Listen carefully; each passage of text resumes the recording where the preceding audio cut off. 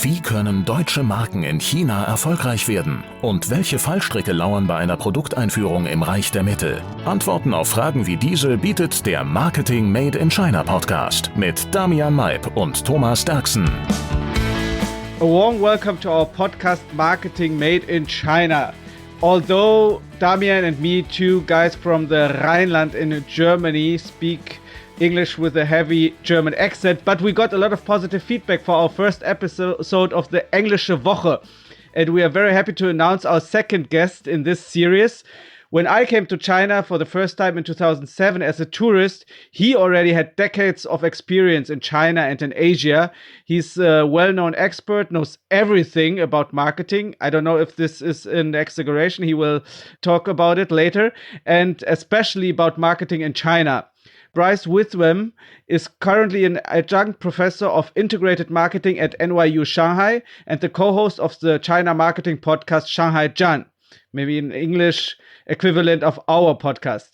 He's a 25-year veteran of the advertising business, spending the last 17 years in China, holding China's CEO roles at WPP's Wunderman and MRM McCann. Welcome to the podcast, Bryce. Hey, Thomas, Damien, thanks for having me. Looking forward to it. Welcome, Bryce, to our podcast. And yeah, luckily it's not the first time that we meet, and we also met before the lockdown. So we are also always starting with an interesting China story, kind of what has brought you to China in the first place and what made you so interested in that market.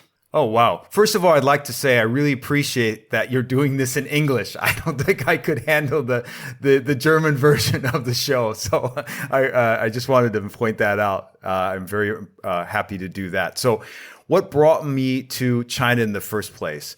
It's a really long story, so I'll try to condense it as much as I can.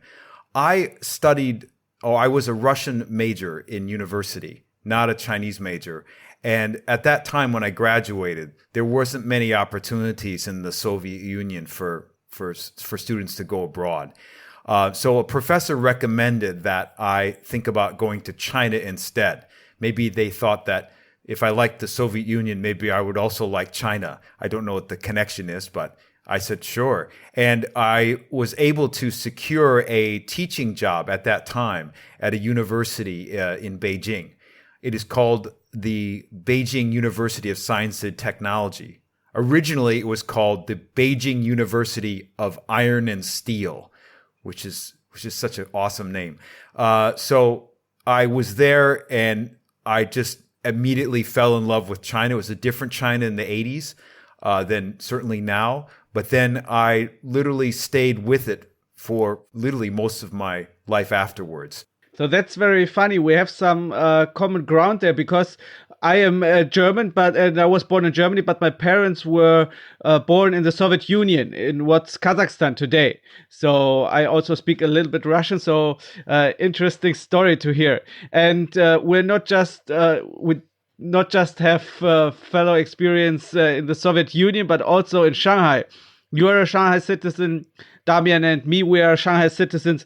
And as Shanghai citizens in the year 2022, we have to talk a little bit about the lockdown. I mean, the lockdown is almost over now as we're recording this podcast session, but the last 2 months were very intense. And I saw you posting on LinkedIn, sharing your experience about it. And how was your experience being in Shanghai during the strict lockdown, professionally and personally?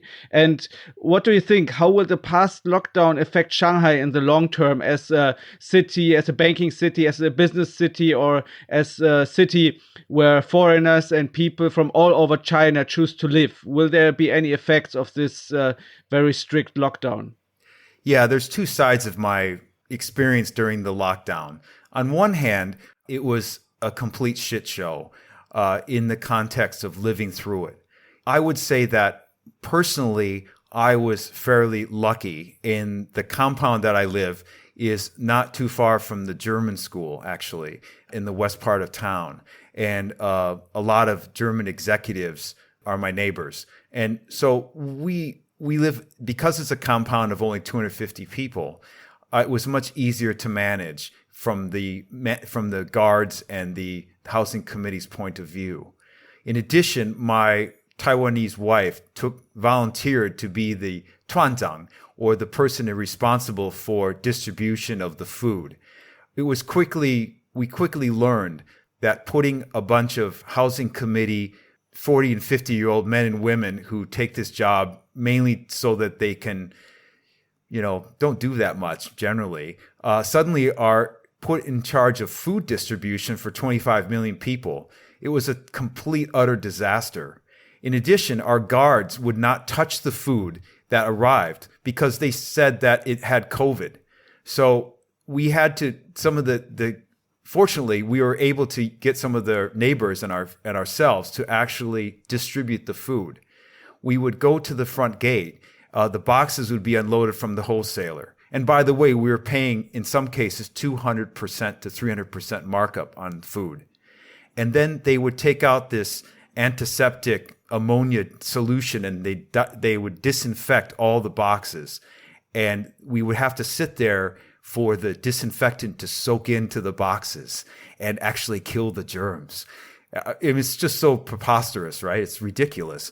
And then after a few minutes, we could take the boxes and we put them in the back of my wife's Volkswagen Touran. And we left the gate in the back open, and we would literally go from house to house and deliver food and vegetables. I have to say that on the good side, it was an amazing triumph of humanity. People helping people, neighbors helping neighbors. And as a Westerner, I have lived here a long time. To deliver groceries and vegetables to elderly people in my compound and seeing a Westerner do that, they were completely moved by it. They were very touched and they were very thankful. And as we started to open up, people in the neighborhood thanked us and thanked not just us, but other people. We would suddenly get a bag of steamed buns. We get some cake. People would make things and just pass them to us as a way of thanking us. I've never seen anything like that before. These are people that I never met before, and really, we just didn't have much connection before. But suddenly, we all shared something, and I have to say that if I ever had to do this again, I would definitely choose. I would do it again with Shanghai people because I really felt a sense of real bonding and connection. That was the enormously great part about it. So living through it, I think. Yeah, on the other side, as a sinologist and a person who is interested in Chinese politics and culture, it was a very fascinating time. And then comes about May, mid-May, late May, the positive cases were still occurring. Even though we couldn't leave, we all negative in our compound. We were tested twice a day. I can't tell you, I think I was tested over 50, 60 times.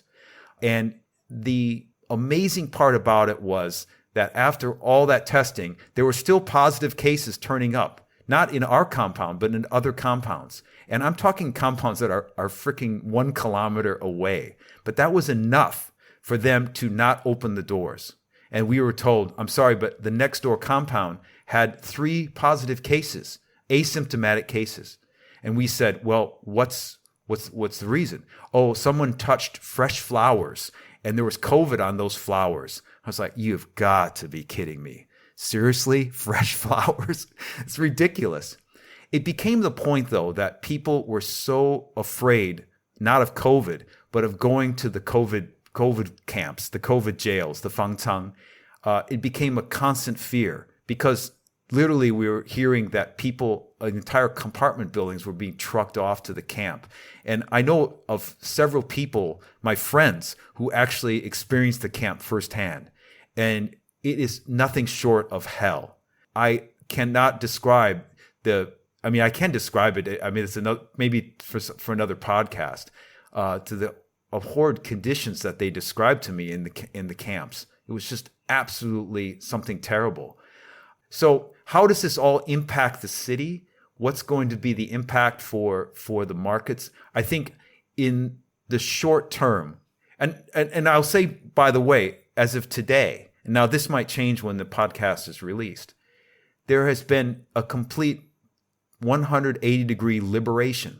Before, we were worried about touching boxes because there's COVID or fresh flowers or pets or anything. But now suddenly that's all gone and we're liberated and everything is okay. And you can walk out now and everything's free. COVID has been, we've conquered COVID, but everyone's, including me, asking, have we really conquered it? Or is the policies just suddenly changed because they realized the economic impact that this whole lockdown was happening on the city?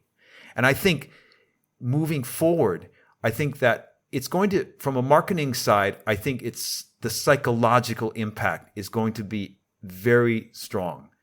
Yes, I believe that there was going to be a lot of, let's say panic buying in the context of buying those things that you missed, or that sense of, people here don't realize that people in China are addicted to e-commerce and Taobao. They just have to buy shit and have boxes come to them on a regular basis, including my wife.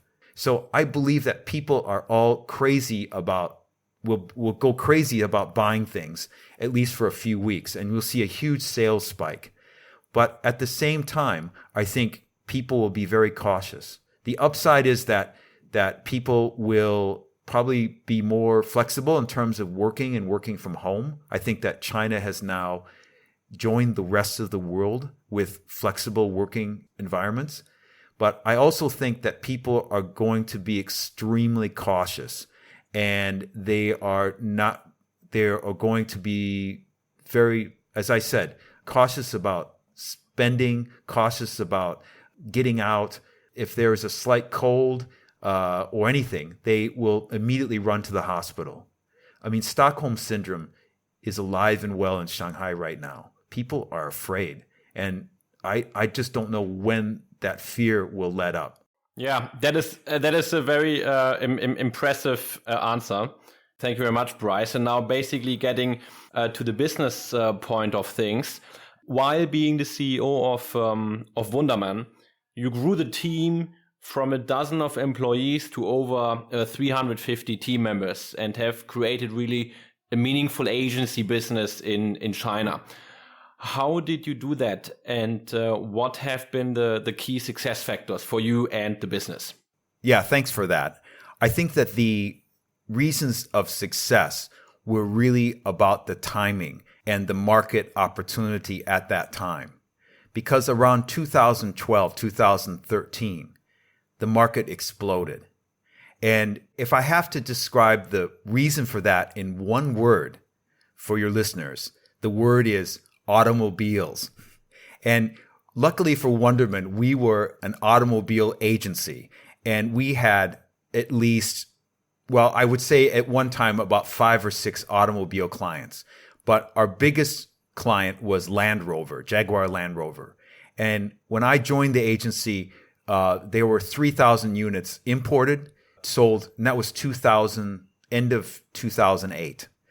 3,000 cars in China sold, all imported from England to China, mostly Land Rovers. Jaguar was even smaller. By 2014, that number was 100,000. So there was such a huge market demand. The economy just boomed in every sector. And agencies like Wunderman went from small shops to being massive. We were also on the right side of the agency business. And what I say by that is, as you know, agencies have, the market here has evolved from a traditional one when I first got here in 2005 went from a traditional to a digital to a social, almost to those 3 phases. So when I was here, it became much more digital. And social media started to become more important.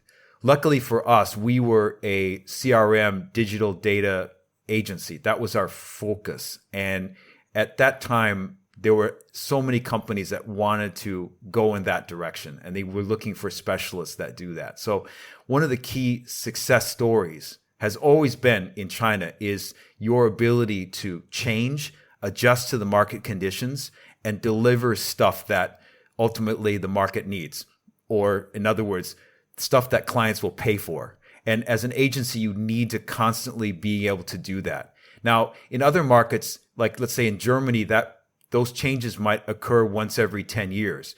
But in China, it could almost happen once every year, once every 2 years. There's a complete market shift. And even the last few years, we've seen the market move to much more live streaming, much more social commerce on video. It's interesting. I know we talked about the lockdown. One of the places that was the place to buy vegetables and food during the lockdown was Douyin or TikTok. I never thought I would ever be buying groceries on TikTok in my life, but here I was in lockdown on Douyin buying groceries. So you can see that markets change a lot. And so I think at that time, one of the success stories was our ability to change, but also the market conditions. And yeah, we had lots of car clients. And at that time, Chinese they loved cars, and the car business just completely took off. So there are a lot of challenges when you do business between two countries, between a lot of countries. And one of these challenges is for many foreign enterprises, the organizational structure and how much decision authority they should give the local teams, or how many internal versus Chinese talent should be in leading positions. In a lot of German companies, we see the CEOs, the general managers are Germans, and the rest of the team is Chinese. So this is a huge question also in the future when we see like lockdowns in Shanghai, maybe a lot of German engineers or German general managers, they're not willing to take their family to come to Shanghai as long as they have the zero COVID policy. So how did you approach this challenge in your career, and what have been your biggest learnings? It's a big challenge, especially for large companies, like large German, let's say automobile companies and even I have a friend he works for a parts company that services many large automobile companies. And he was given the opportunity to be the Asia Pacific CEO. And of course, it was based in Shanghai. And he immediately told them that, are you kidding? I'm not going to China. No way. I'm not going to be stuck in lockdowns. My kids are going to be online school. I can't get in and out if I leave the country and come back, it's a potentially 7 to 14 day quarantine in a hotel. And now recently, by the way, they've turned off the air conditioners at the quarantine hotels. So right now it's about 34 degrees today. So I don't know if you want to be in a hotel room for 2 weeks. and we're talking about some senior executives, right? We're not talking about somebody right out of university. I think it's an enormous challenge for companies. I think that the good news is that there is a lot of amazing local talent, and it gets better and better all the time. And a lot of the leadership now here are people who are extraordinarily talented. They've lived abroad. They're bilingual normally in Chinese and English. They have grown up inside the Western business systems. And I think that trust factor, which used to be definitely the more prevalent, I think, before, is slowly not being an issue. And you're seeing more and more senior local hires doing jobs in large companies. And I don't think German companies are any exception. I think that you will slowly to see that to take place. Now, certainly there will be roles and positions within companies, in German companies, that will require a certain level of expertise that they may not have in China, and that they may need to bring someone to this country. I recently met a guy who's unfortunately from Germany. He has only been in China since February. It's his first time here. And you can imagine, like, March 15th was lockdown. And now it's like he's seeing the worst time of China, and he's only been here for a few months. I really feel sorry for him.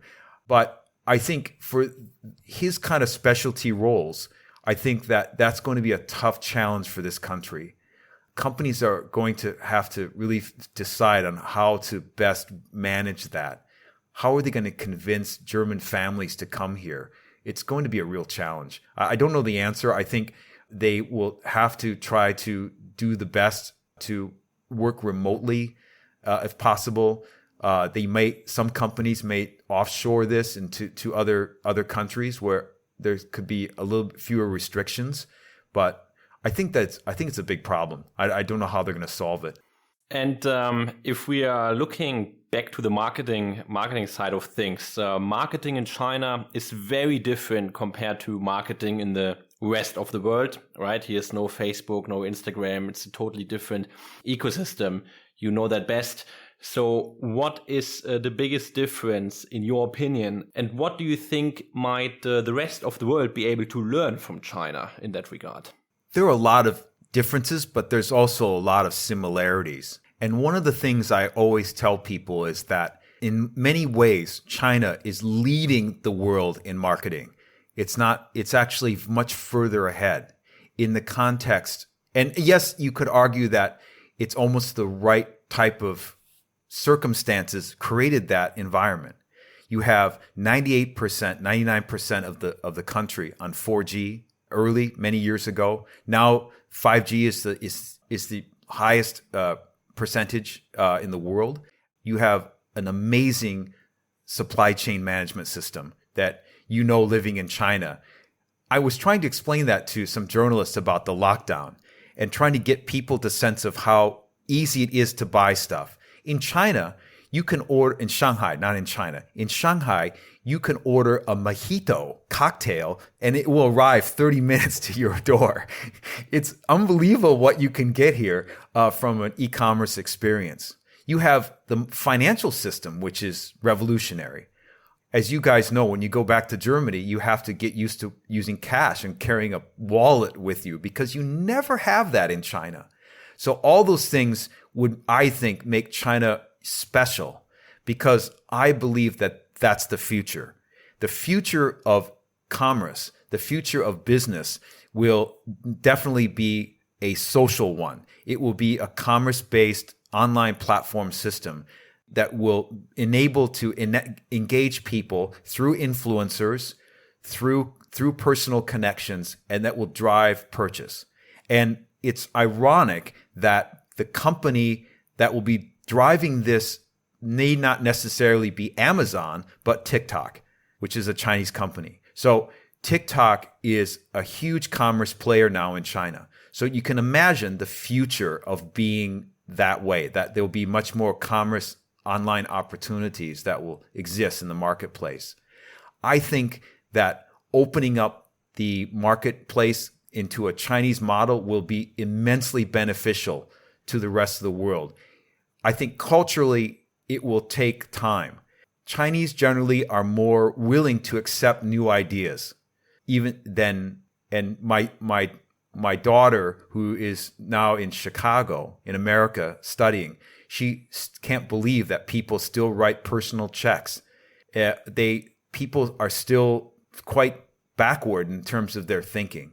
But if you think the future is the Gen Z in Germany and how they interact with social media, why wouldn't they be able to interact in a commerce way where they're engaging with influencers and buying, not just watching videos and hearing about influencers, but clicking and pushing their phones to be able to have products delivered to them to any part of Germany within, let's say a half day or 2 days time. That's the future. The future is in China right now, and that's what's happening here. So if you ask me, what's the future of German marketing? It will be very similar to this, at least at some point in time. The convergence is coming to the world.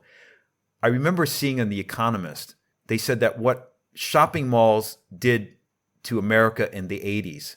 In other words, shopping malls came to America as a revolutionary means of shopping and interacting with consumers.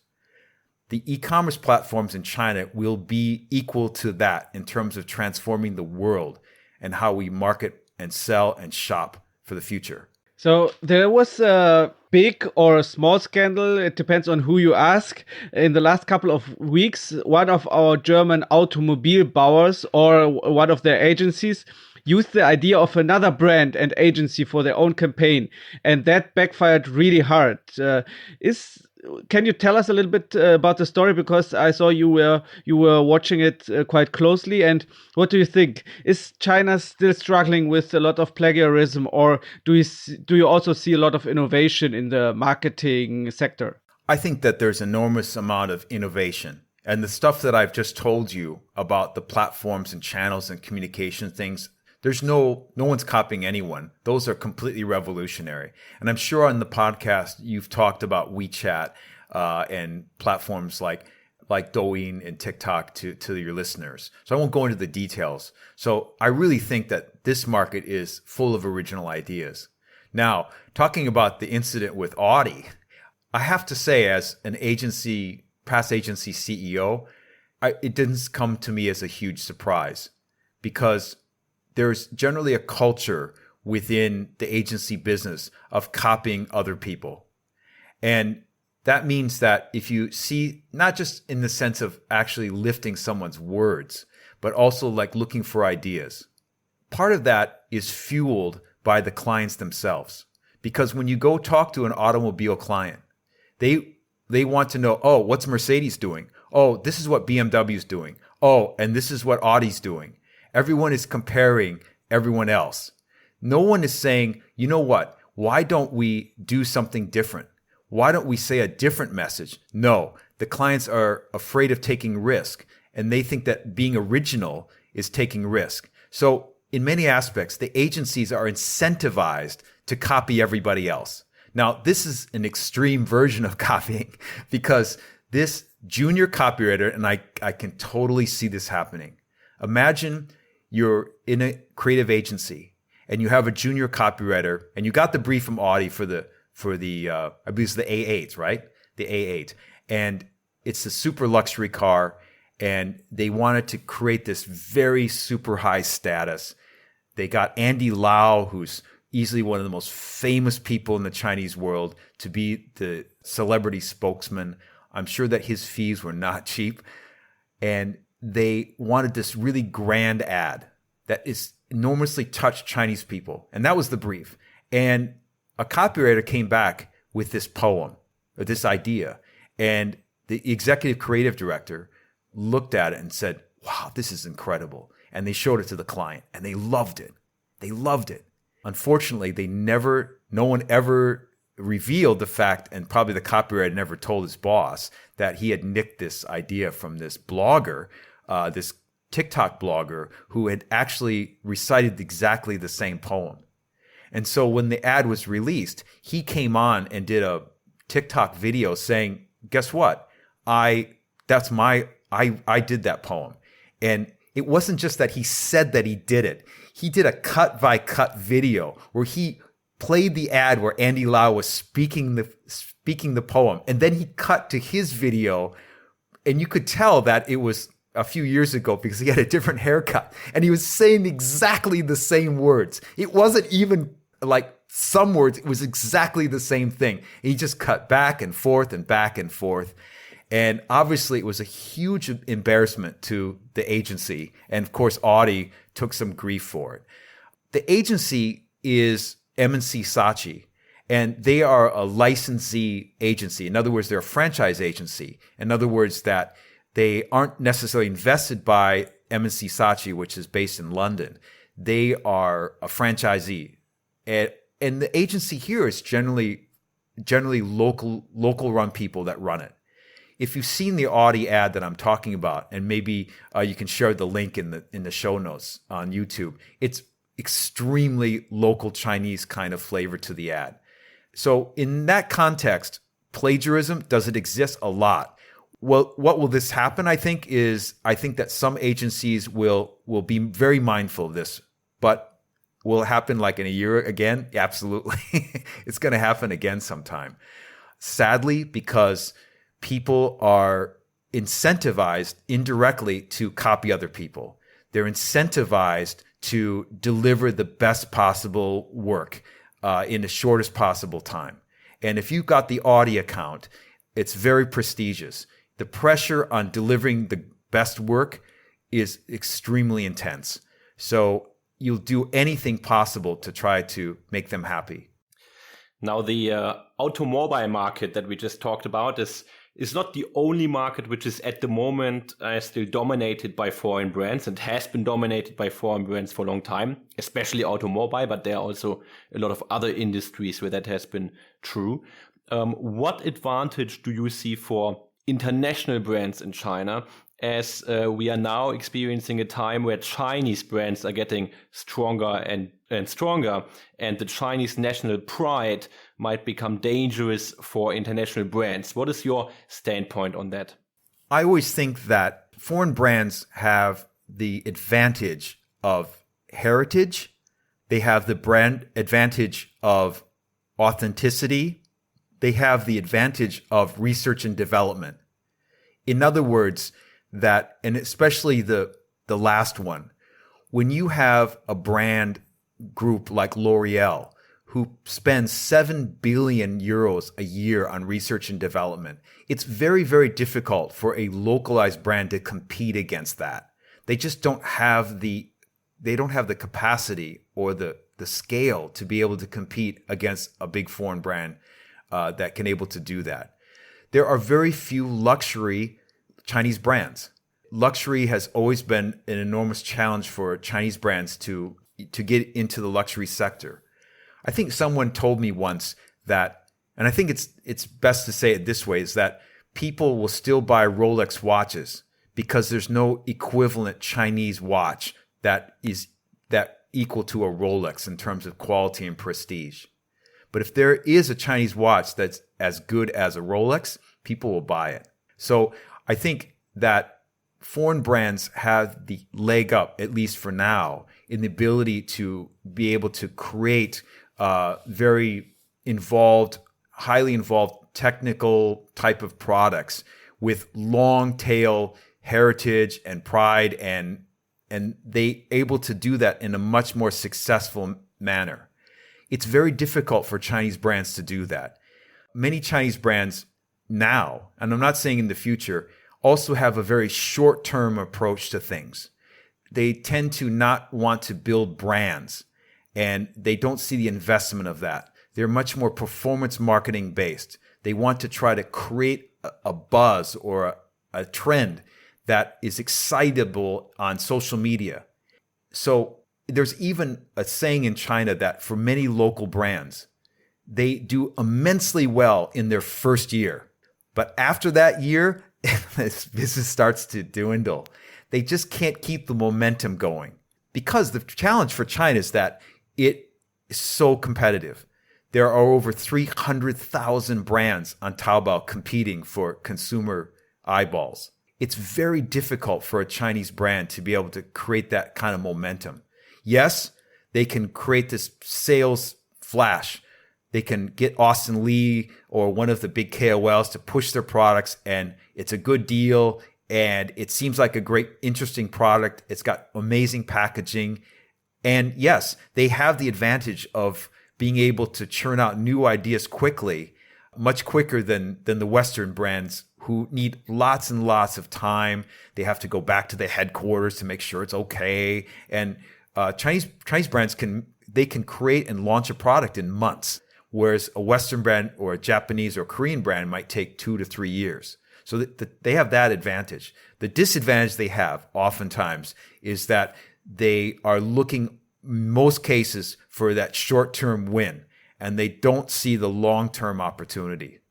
You were talking about Austin Lee already, and I saw one of your claims on LinkedIn was that working with high-profile KOLs like Austin Lee just brings short-term awareness for brands. I don't know if Damian is happy to hear that, because sometimes he or the brands he represents also works with Austin Lee, but he can tell us about what you think about it later. So what is your advice for a long-term brand building in China? So you already mentioned it. Is it like taking your time, not just creating buzz, but also investing in the brand awareness and in long-term product quality? I think on our last Shanghai Jam podcast, we had an influencer on there, and a KOL, and she said that brands need to create a balance. In other words, you need to have, yes, you can avoid performance marketing, such as using people like Austin Lee, who has an amazing gift about turning sales and opportunity. But at the same time, you also have to build that emotional context as well. You have to love the brand as much as see its functional benefits. Because the reality is on a show like Austin Lee's, your brand literally gets a very short window. It's maybe a matter of 3 minutes at the most, or a couple minutes, and then he goes on to another product. Certainly, you can get some sales growth from that opportunity. But how do you take advantage of that and create longer term brand opportunities that gives people to come back to your products? Because we talk about marketing and advertising as creating memories. You create memories in people that they will reflect when they're at a point of purchase or in a retail shop. And if you're only given a very short time in a live stream show, you're not creating any kind of long-term memory.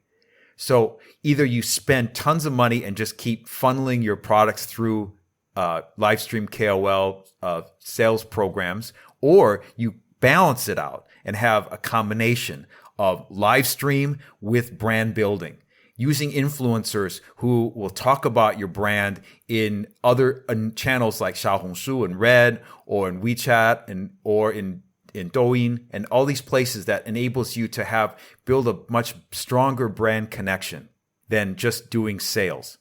And their branding also sometimes involves having a brand face, right? Having a celebrity that brands might be working it. We talked about it. And on LinkedIn, you shared some bits and pieces about Eileen Gu. What makes her so fascinating for you and also for a lot of Chinese people? Yeah, I guess I'm an American, so I'm always fascinated by the Eileen Gu story. And of course, Eileen Gu's decision to ski for China. And of course, that she's not only good at it, she's like the world's best at her sport.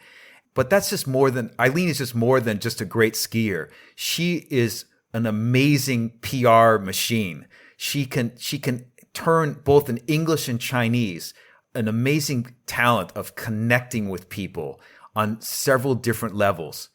And it's amazing to me, you're listening to her and thinking to myself, like, my goodness, this girl's 18 and her Chinese is flawless. She speaks with a Beijing accent. And then she can turn around, and because I watched the Winter Olympics and I was watching the American feed, and she would take time to talk to the American commentators and sports people as well. And she could just turn it instantly to an American audience. In that sense, I'm really impressed by her ability to do that. And you rarely see sports people at that level, that caliber, who are able to easily connect with people on that basis. I once said that I thought it was equal to someone like Michael Jordan, really, in his ability to be able to connect with people. But Michael Jordan didn't speak a second language. She's actually doing it to two countries.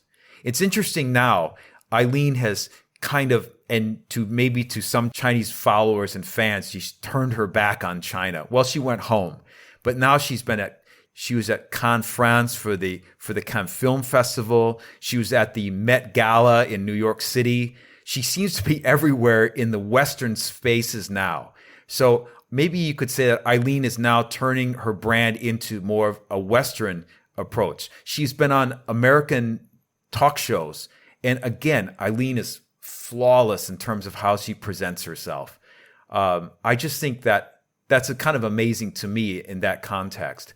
Now, on a brand side, it seems that she is moving away from mass brands, and she's spending most of her time on luxury brands, with the exception of Red Bull. Red Bull, of course, is more indicative of her skiing sport, so that makes sense. But in China, she was guns for hire for any brand. Bank of China, Luckin Coffee, Ely Milk. I mean, she was just branded everywhere. You couldn't get 5 feet without seeing Eileen on something. Cadillac. There was just literally everywhere. So I really think that she kind of overdid it. But at the same time, she made a shitload of money too. So I don't fault her for that. But now I see that she has kind of moved away from that, and she's pretty much doing the LVMH and doing many more luxury Burberry, LVMH. She's much more in the luxury space now, which I have to say is probably a smart move. I suspect that when she eventually starts school in Stanford in the fall, she'll probably see her less because she just won't have time. And I'm very sure that there still will be a lot of foreign talents who are eyeing towards the Chinese market and career on the Chinese market. So you as someone who has decades of experience in China and marketing in China, what is some advice you would give these people who want to come to China?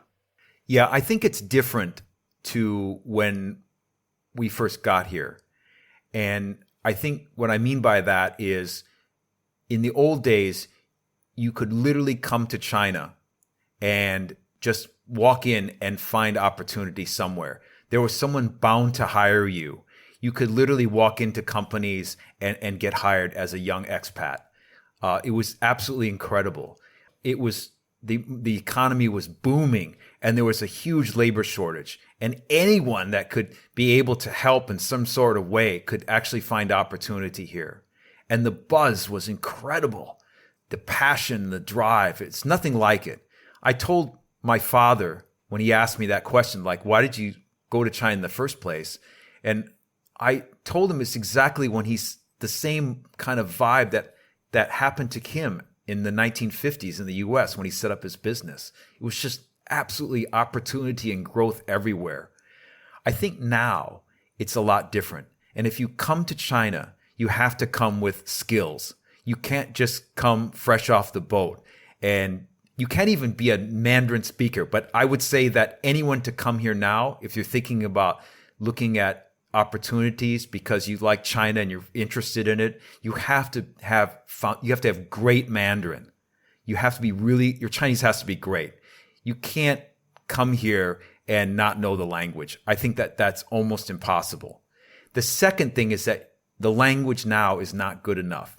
Now, for some of us, me, language was enough. That if you spoke Chinese and you were a foreigner, wow, like what company do you want to work for? That is no longer the case.